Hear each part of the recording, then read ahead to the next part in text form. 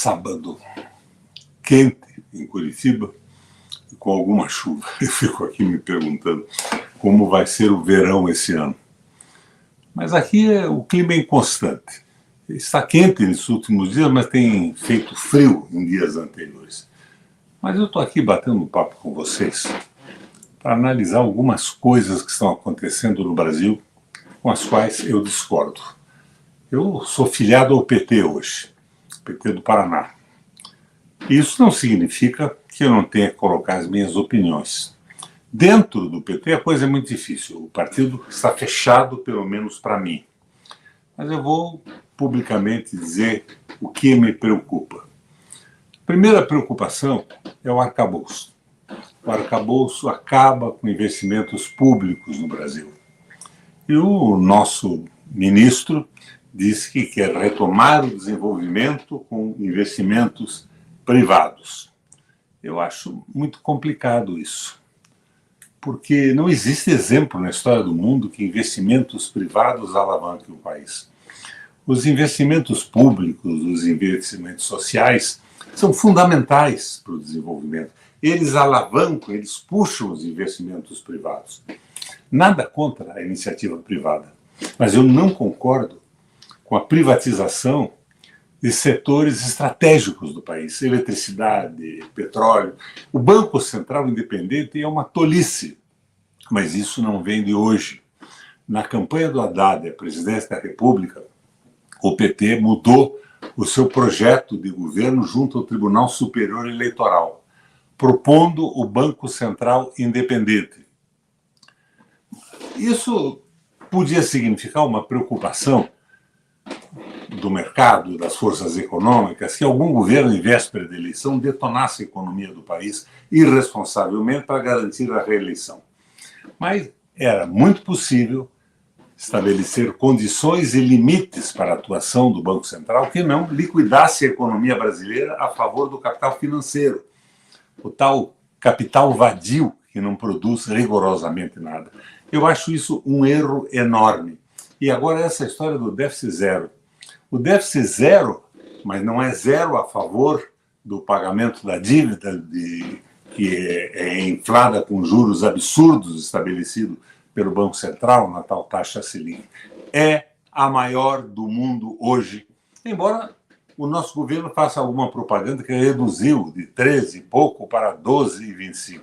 É a maior do mundo e não pode haver desenvolvimento dessa forma.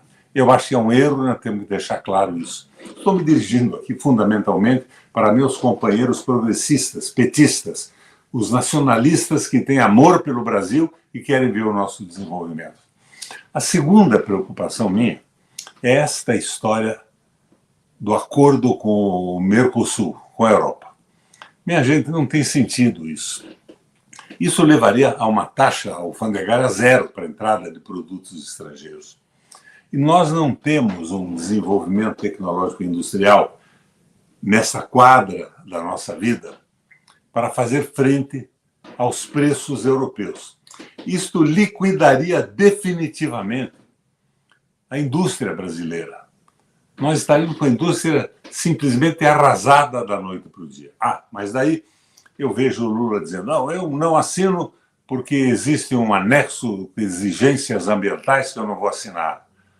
E outro pretexto do Lula é que ele não assina porque eles querem que compras estatais no Brasil sejam feitas no globo, sejam feitas, no caso, com os países do Mercosul.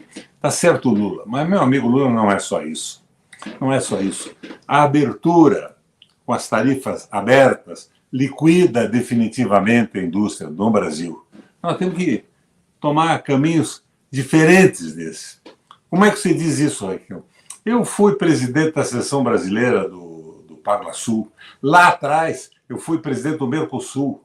Fui para a Argentina ajudar o Alfonsin, à época, a se interagir com o Fundo Monetário Internacional, tentando salvar a Argentina daquela crise. E esta quebra do processo industrial da Argentina, ela se deflagra de uma forma brutal no momento em que a Cristina Kirchner perde a possibilidade de botar uma taxa de exportação de produtos naturais. E para vocês lembrarem melhor, ela perdeu pelo voto do seu vice-presidente, que na Argentina é necessariamente o presidente do Senado da República. Então, minha gente, é um erro este encaminhamento. Nós parece que estamos entrando num caminho que eu diria o caminho do Alberto Fernandes, que tem 75% de rejeição na Argentina. Estes erros e a visão econômica liberal que o nosso governo está imprimindo na sua conduta, aqui no Paraná apoiando a venda da Copel, apoiando um pedágio que é absolutamente criminoso, apoiando a venda da nossa companhia de saneamento básico através de PPPs, que foram propostos lá atrás pelo Haddad e levados ao Congresso pelo Paulo Bernardo, que era deputado federal do Paraná. Em si, o PPP não é ruim. Ele pode ser usado, por exemplo, não para vender empresas públicas estratégicas para o capital internacional ou o capital vadio nacional mesmo. Ele pode ser usado para ajudar a suprir o país de um processo industrial tecnológico que nós não conhecemos. Ele daria o arranque com o favorecimento do setor. Mas não é isso que está acontecendo. Estão vendendo empresas públicas. Nós estamos no mau caminho.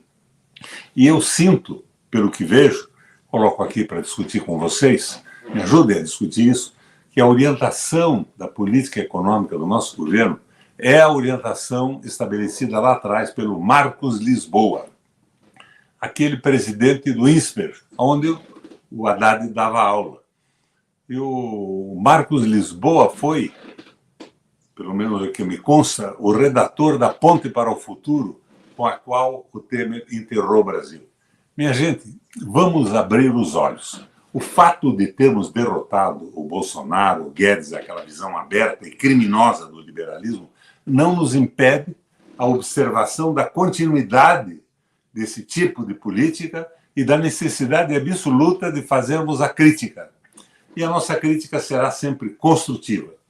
Não me arrependo um tostão de ter entrado no PT, de ter apoiado o Lula, mas isso não me desobriga da necessidade imperativa de fazer a crítica daquilo que eu vejo que está errado e que pode enterrar todo esse nosso processo que resultou na eleição do Lula e na derrota do Bolsonaro, do Guedes, daquele liberalismo primitivo, fundamentalista e nocivo ao Brasil. Mas eu vejo que, na essência, sem o Bolsonaro, nós estamos, de certa forma, continuando na mesma trilha.